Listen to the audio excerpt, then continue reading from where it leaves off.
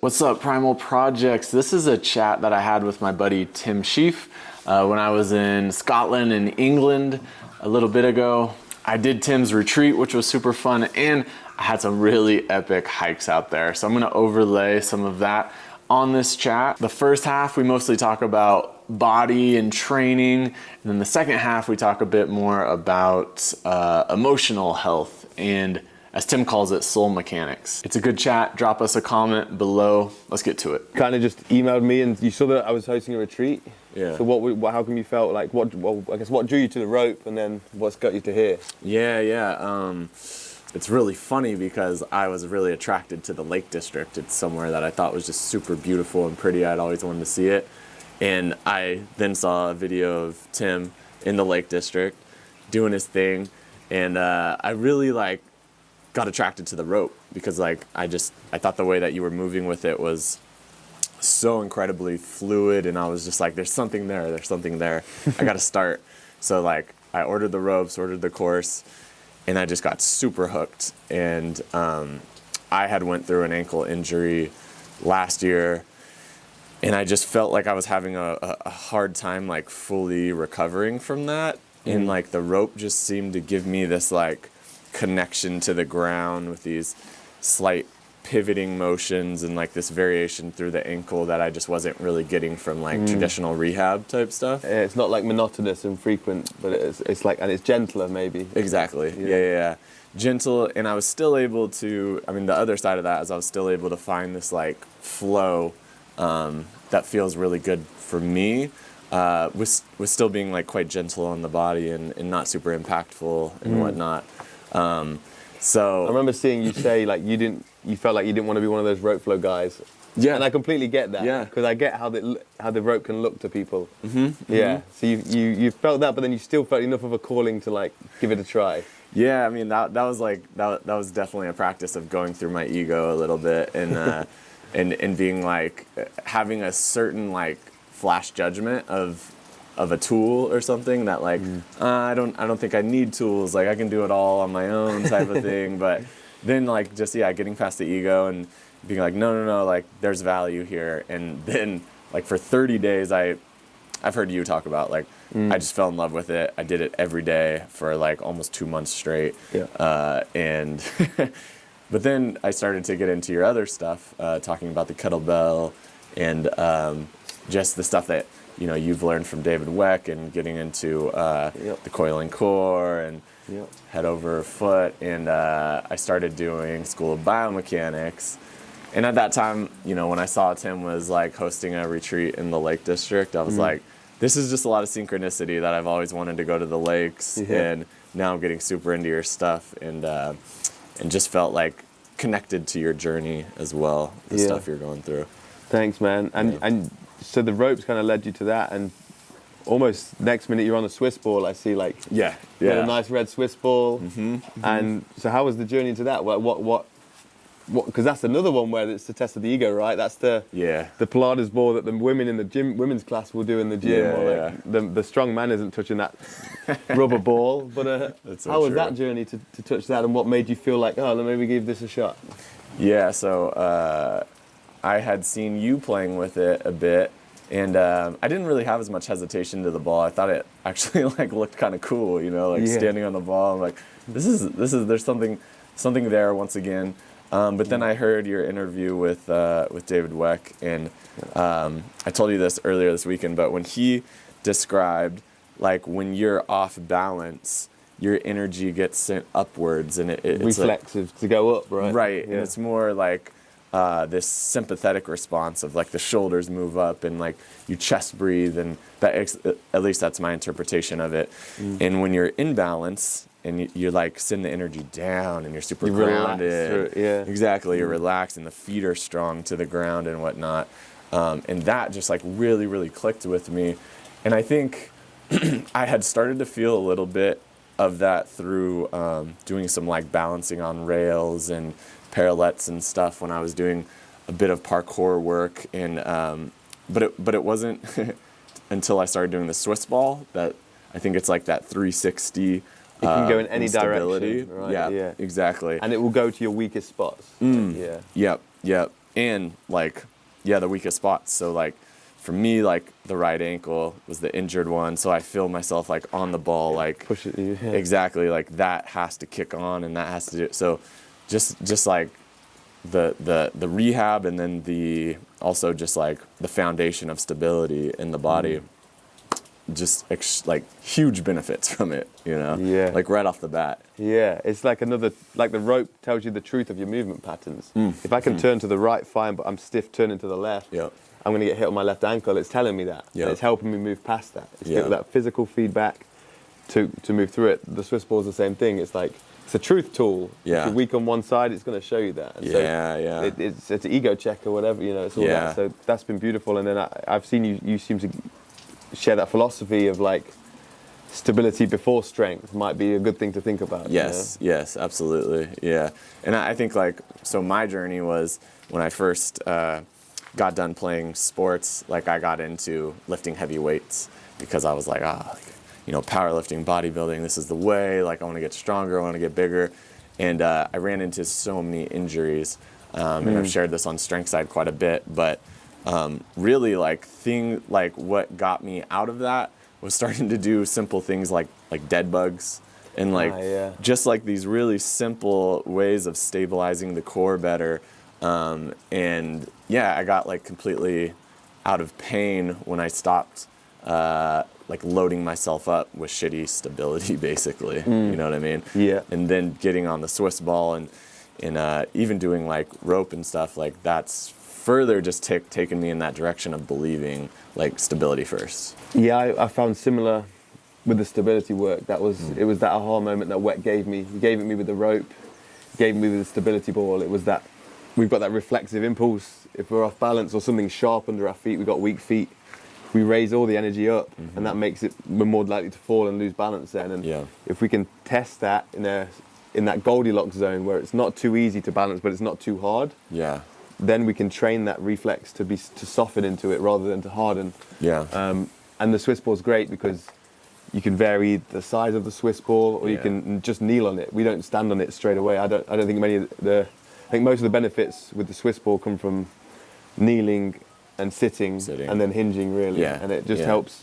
One of the main things I found was in a lot of biomechanical practices, they talk about getting into the posterior chain, into the back chain, and the conventional 90s method is like just do deadlifts, and there is a place for deadlifts, but they won't make someone suddenly start using their posterior chain loads better. It might help a bit, but with a stability ball, it's helping us anchor efficiently, I think. So when we're kneeling on it and we're hinging, it wants us to anchor, and it starts us to, as it says, it goes to our weaknesses. So if our weakness is our back chain, it will go towards that, and the body will find the more efficient method. And so it's the way I program it, and I don't know if you found that you worked it the same, was just to put a timer on 5 minutes or 7 minutes, or a song, or listen to something, and spend a lot of time in one position, and you get these shakes. We call it like tremors or whatever, and that's that core weakness I find, or instability.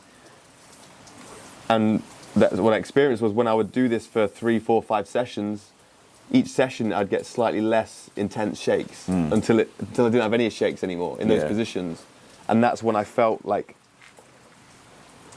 every joint felt like it had more of a 360 strength. I don't know, that's one that I've just thought of it to explain. I don't know how to, something like that. It felt, because you've been tested in 360, I felt, especially my knees, I felt a lot stronger in there.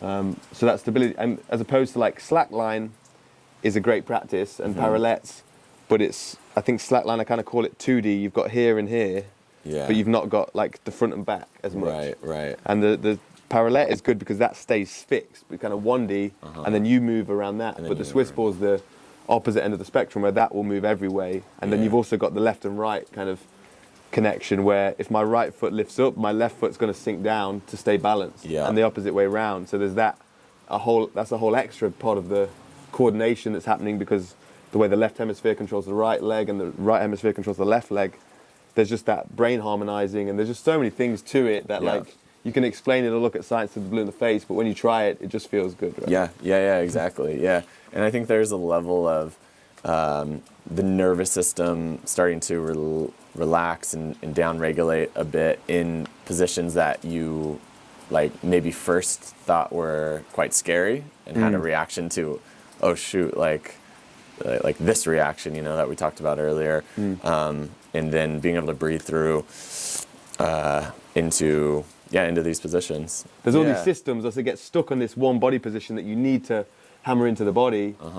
And they don't want to focus on, if my body's able to go there, I should strengthen it, like strengthen every position. Right, yeah. But then with the Swiss ball, it feels like we're not having to overthink. We're not trying to strengthen every position consciously.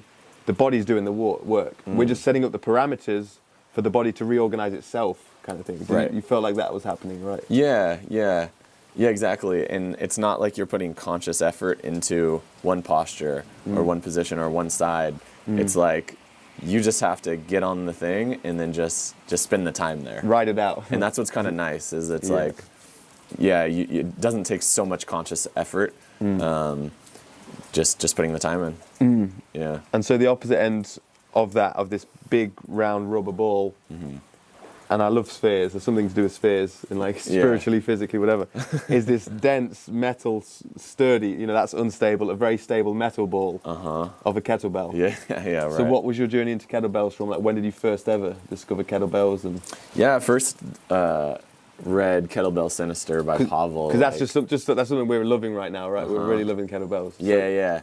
Tim's reignited my interest in kettlebells. I first got into them a long time ago, probably like 8-9 years ago. But I don't think I was in a place to understand it as much. I was more so using it on like my off days from like heavy lifts, like deadlifts and squats. And I was like, oh, this is like a recovery tool or something. You've reintroduced me to that in the School of Biomechanics, but also doing things that haven't practiced before, like for instance, like the walking one-arm swing, stuff like that just like feels so right. Yeah, this rotational movement. The rotational movement, and it's kind of like the next step after the rope. So we call the rope in the Swiss ball, for me, like a rite of passage. Yeah. You put your time in, and it unlocks these patterns that you can then play with a heavier object. Yeah. And that's what we're finding with the kettlebell, right? It's like we're doing these swings, but it's not just bilateral, both sides exactly the same. It's the coiling, the rotation to make it happen. And for me, this was a big realization, was how the tensegrity of the body works, which is, you've got the fascial system over the muscles, then you've got the tendons and ligaments, and we want that all to work together. A lot of strength training, and not your type, but a lot of mainstream conventional strength training, is just the muscles or isolated muscles. And there is a place, both sides utilize philosophy, there's a place for training isolation. There's also a place for training sequencing and togetherness with the body. And one thing when I started to train these rotational patterns I got from David Weck, from Weck Method, and what the rope helped to program into my body, having used it as a rite of passage, I'm then doing the same patterns but with weight, and to make the weight move, I'm using more tensegrity than muscle. I'm using more of an even balance of muscle and tendons and ligaments rather than just muscle. And it's quite easy with bilateral motions to just get into muscles to make things happen. Yeah. With the rotational work with the kettlebell, it can be dangerous if you're using a heavy weight and you're not, those patterns aren't ingrained. Yeah. But with the lightweight, it's quite safe to start playing with these movements. Yeah, exactly. And grease the groove, as Pavel would say. And as we start to find these set like matrix lines to function on, or functional movement, I think we can claim that you can start to add the weight. Yeah. And then it gets pretty funny. Exactly. Yeah. The way I've been conceiving a lot of it lately is bilateral movement usually doesn't involve much shifting of your weight, but like human movement in any capacity of athletics, or even just like standing up off this bench right here, like it all has to do with shifting weight. And this is like this balance within movement and this fluidity within movement. And it just makes so much sense to me to train that, right? And like I think what like Weck, what they're doing is like the ratio should actually be more of this rotational shifting weight, and then you can still use the bilateral stuff to get stronger just overall. Yeah. But like you have to integrate that into the functional stuff, the stuff that's actually going to be functional to your day-to-day life and your sports and. And the two main things, bringing it back to Pavel, And you said you got introduction was simple and sinister. Yeah. Right? 8, 9 years ago. And that's what reignited it for me was, I got into kettlebells a few years ago, and I remember hearing of the simple and sinister program, which is just the 2 most functional movements that a human needs. Getting up from the floor. Every day you get out of bed, right? Most people don't have to get up. Half the body goes down, half the body goes up. You know what I mean? Because their bed's at hip height. But if you live on the floor, you have to get up every day out of bed. So that's one thing you do. One of the hardest things you do is get out of bed every day. Half of the program is getting up out of bed with a heavy weight. The other half is a hinge with a kettlebell. And it has, I mean, there's so many avenues to go with this, but just the kettlebell swing, anyone that's dug into it, they know that it's called the what the heck effect, where you just swing a bell and you get stronger everywhere. I remember my experience was my press-ups, I didn't train press-ups, and suddenly I could bang out twice as many as before without ever training them because of just swinging a kettlebell. There's that ballistic nature of fingertip to toe tip. Everything is the balance is being challenged as you're lifting this heavy weight, and it could be a 24 kilo kettlebell, but when you're swinging, that's not 24 kilos because it's got centrifugal force and all sorts, and it's a lot softer on the joints. So you've got the hip hinge, which is the human walking motion of the glute, driving the hip to move forward for us to walk, and then you've got the Turkish get up, which is getting up off the floor with a heavy ass weight in your hand, like above your head. And one of my favorite quotes from Pavel, and I'm paraphrasing, is that heavy weight is instructive. And so what we've learned, or I've learned with the Turkish get up, and I think we played with it on the retreat. We did it most days. We got the Turkish get up in, because as you're able to understand the technique and the few steps of transitions with the Turkish get up, and you're able to up the weight, it really teaches you how to, we call it bone stacking, how to stack the bones to do the weight. So we're not only relying on muscle to get the weight up there, we're starting to understand balance positions and postures, whether we're lying, whether we're on our side, whether we're on one knee. We're still able to use as much of the skeleton structure to support the weight, and then we use the muscles and rotation around that to get it up there. And so it's so educational for the body. And again, it's like the rope where you just got to do a few reps every day and it gets smoother. And you don't have to overthink it, right? Is that what you've enjoyed that this weekend? Like, oh, definitely. And it's interesting. It's like, so like I know we're the same age, and it's like you can rely on like using your muscles and not stacking your bones for a lot of your youth, but you get to a point where like you want efficiency over anything else, and I think like these are the practices that lead to longevity. And like I know we both want to be able to do this stuff for a long time, and be able to go out and walk up a mountain and go for long walks and stuff. And absolutely.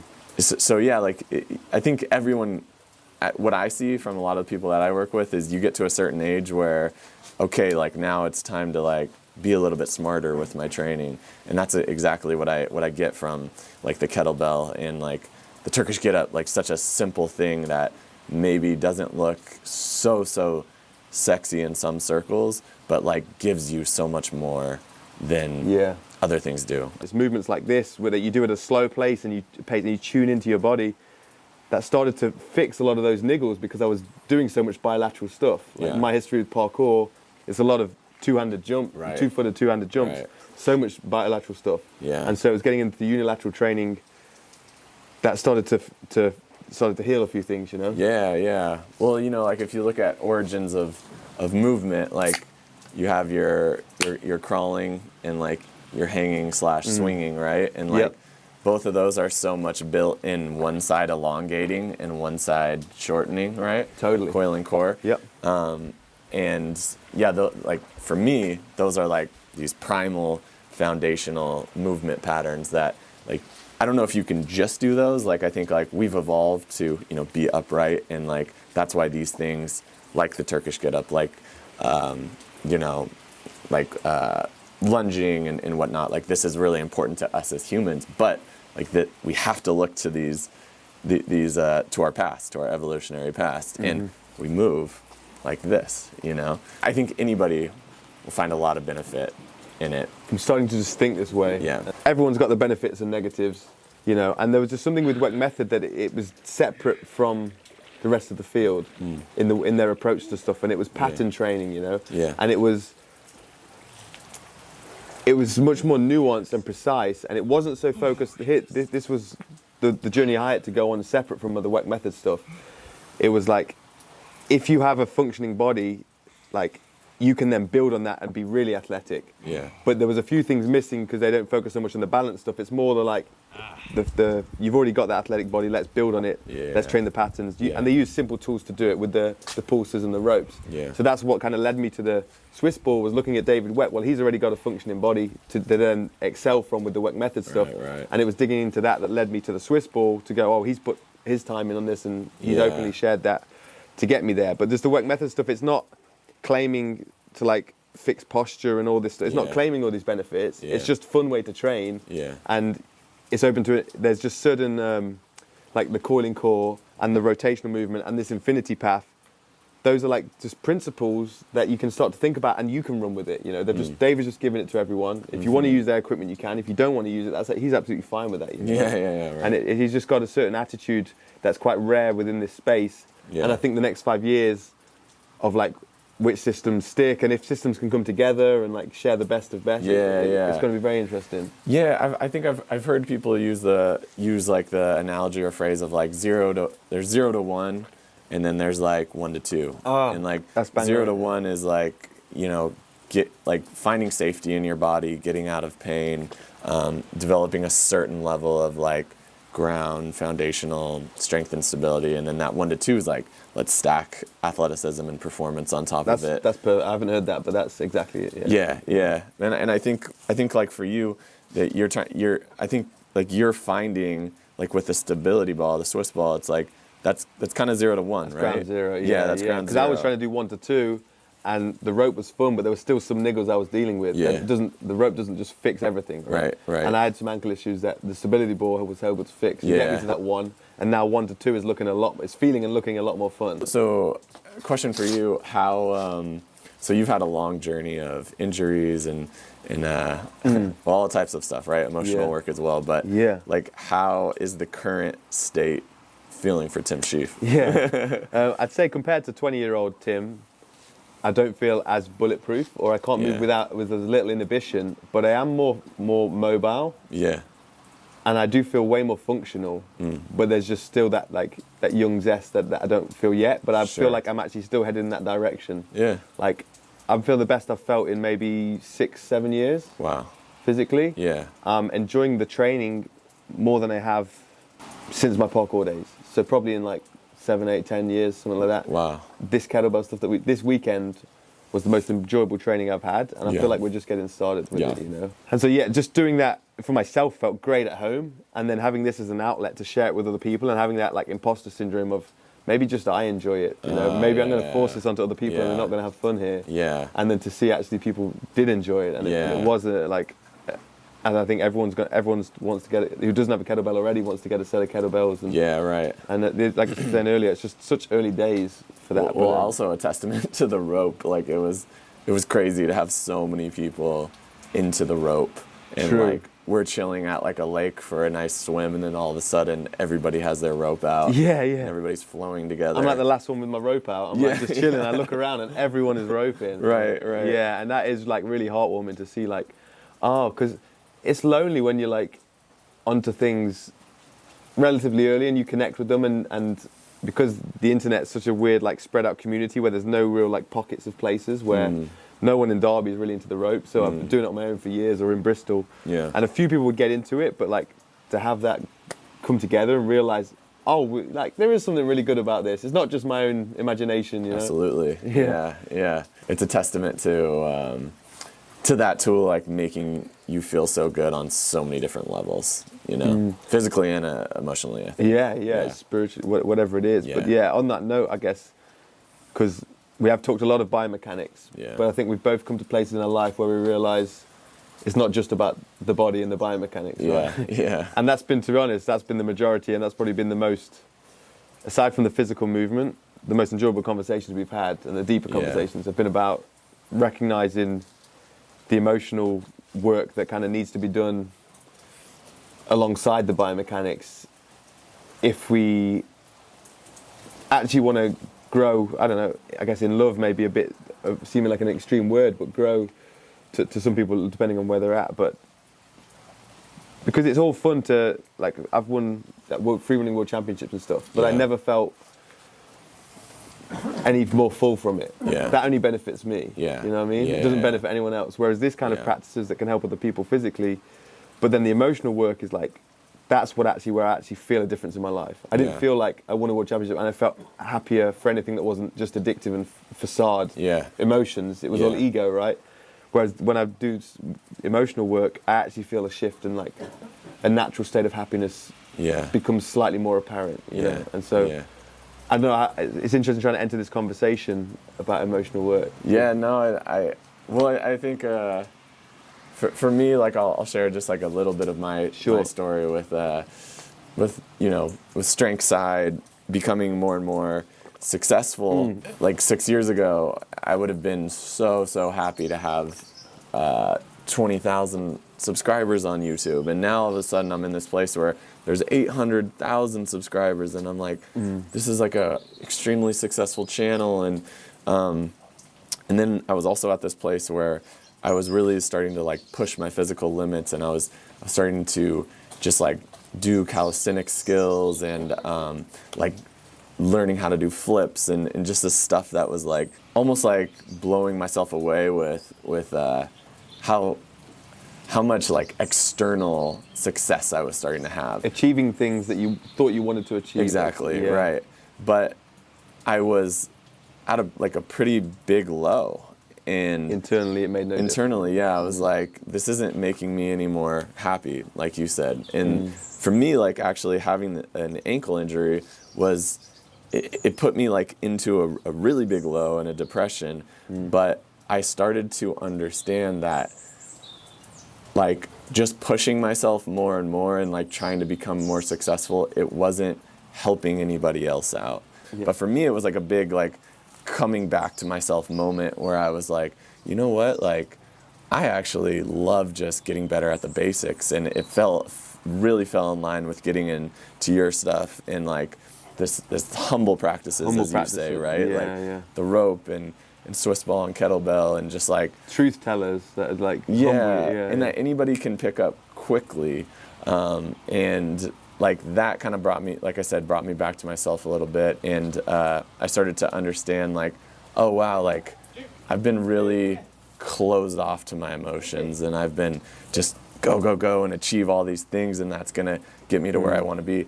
Didn't do any of that, and the only thing that's made me feel more comfortable in this life is just like processing the emotions, feeling what needs to be felt, and like starting that journey is like, I feel like we're just, like I said earlier, we're at the foot of that mountain, I think. yeah, exactly. We've crossed the desert to realize that that's the chasing achievements and success isn't truly satisfying in the soul, I think. And that like, I think there's some element of me and you in our last few years, especially of like trying to be of service, but still like, for me, there's a point when I'm trying to help other people because I'm scared to feel my own pain. And so it's like helping other people out of pain because I'm scared to actually just face my own stuff. And so there's that, finding that balance of, okay, definitely like trying to be of service and help share good education is important, but then it's also no good if I'm still not helping myself and healing myself and working through my emotions. And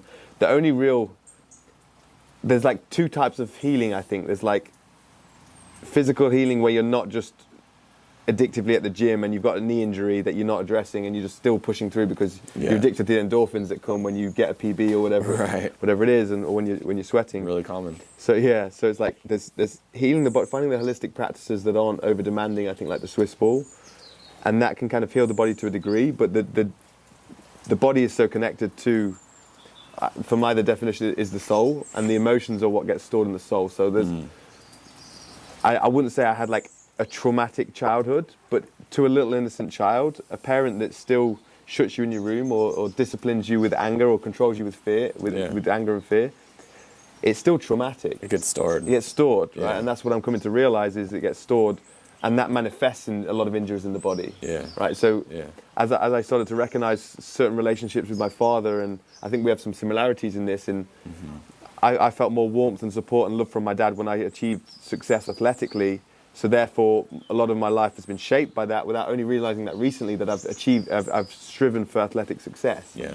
My right ankle issue might be something to do with me trying to strive for success, to prove something to my father, and my body's saying, this isn't a healthy venture, and after it can only do it for a certain amount of time before the law of attraction, whatever, builds and builds, and it's like, you need to address the emotional reason for why you're doing this, because you're not loving other people with what you're sharing if your motives aren't loving, because you just want to be seen as a good athlete, and that only serves you, you know. Right.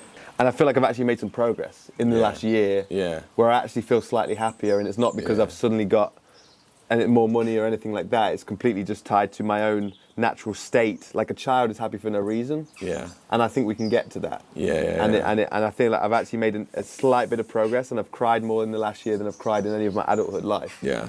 We can give ourselves the facade that we are moving into more happiness, more positiveness, but a lot of the time when you look at like the long term, like you're actually not, and that's what I found for myself for a long time. Definitely, same. Yeah. And like just relating to you, in this past half year, actually, I've cried more times than I have in my whole adult life, and I could say at this point in my life, like I'm feeling more happy, more wonder, more curious, more like just free, I guess, in myself to be myself, and to not let like my self-consciousness and my traumas and my injuries kind of run my life so much. And I think that like the main thing that I've found is just trying to go through the emotions, feel the emotions. Like it's so much harder to do. It's so much easier to distract and push through anything that and comes chase up. Physical goals and things. And chase, Materiality, yeah. Like this crying is a big issue for men, and talking about that and being vulnerable like that. But I've also expressed a lot of anger in a healthy way. That has helped me get to the crying. Just if someone's like, I'm trying to cry, like there might be the men out there.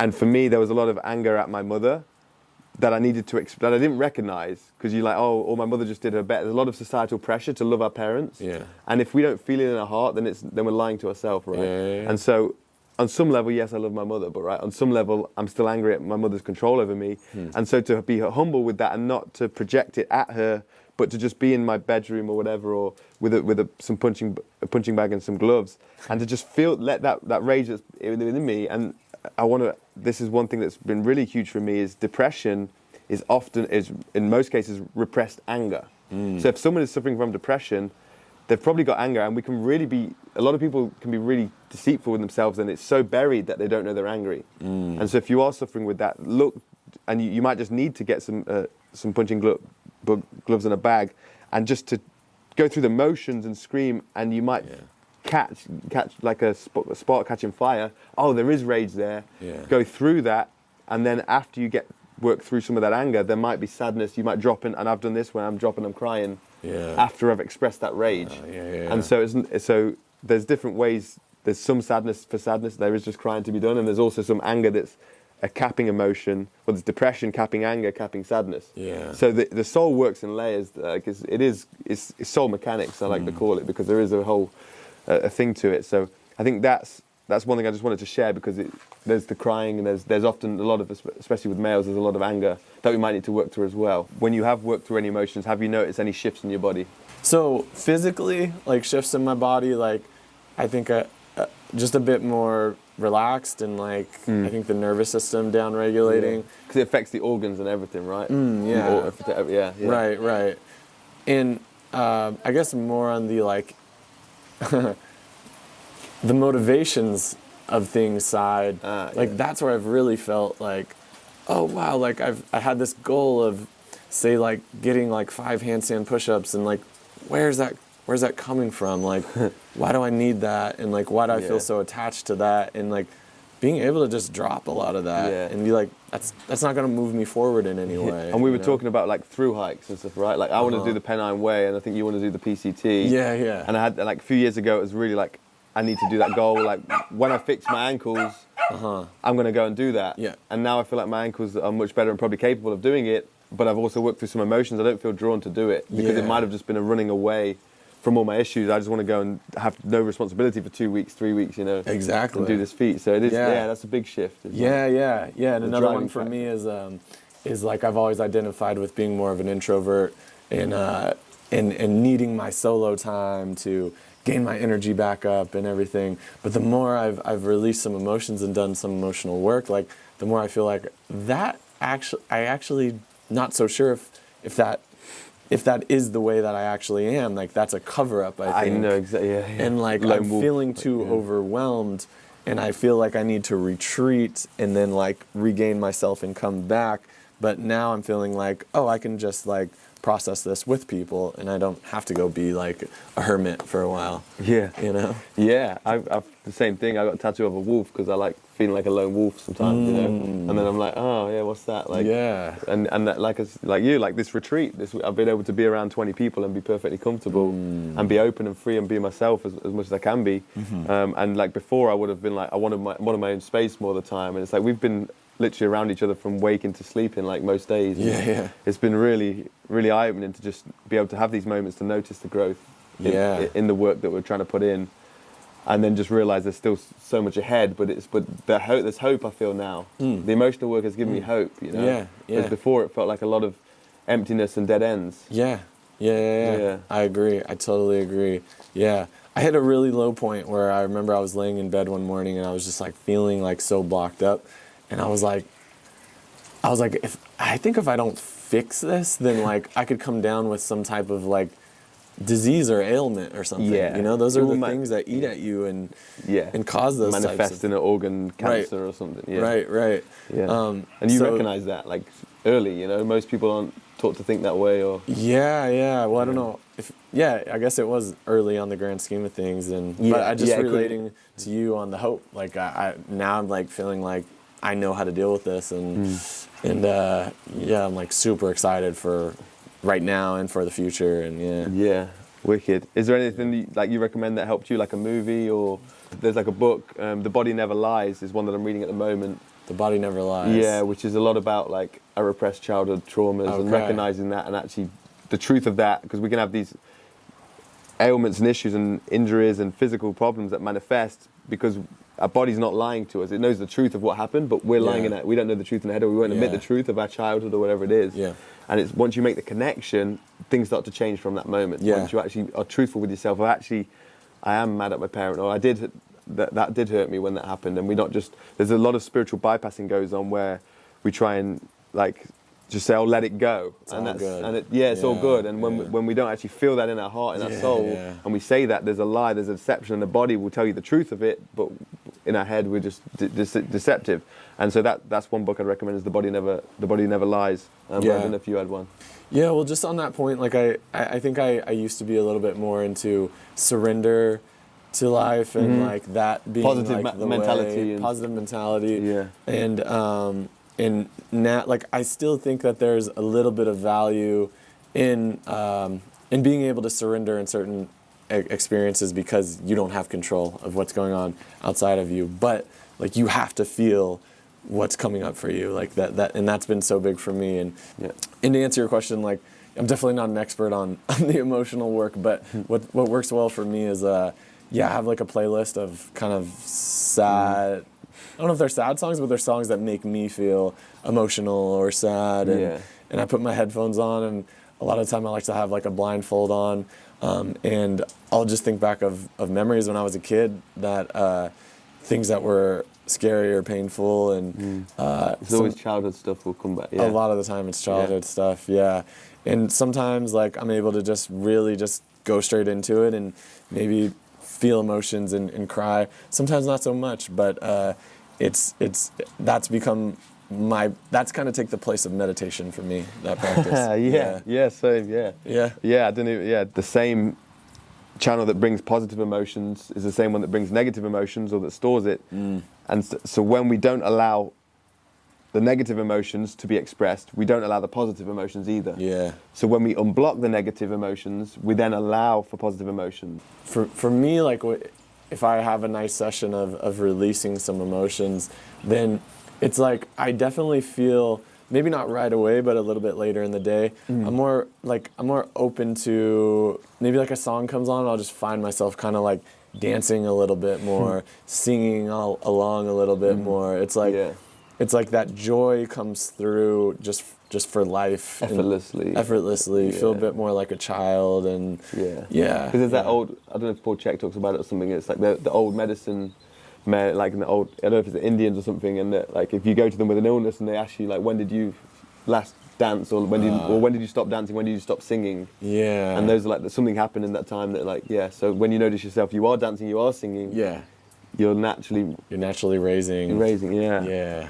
It's quite lonely in this industry, or like, and because of the online stuff, but like to actually connect with a person who's similar, you know, maybe we're both in the same addictions of like, we have I don't know, addiction is probably too extreme and harsh a word. I think we are like on this journey, and we're trying to help people and trying to understand the body, and trying to share a message and trying to work on ourselves, and so it's just been, I think, almost like a blessing from God to meet you, like, you know. I feel the same way. Yeah. Oh man. Yeah, no, I've really loved connecting, and I just feel a lot of connection with you, like right off the bat, right? Like, it's kind of interesting, and I think like we're both figuring out why we're doing what we're doing. Yeah. And like that's really important. Questioning everything in a healthy way, and not cool, man. Cool. All right, let's move.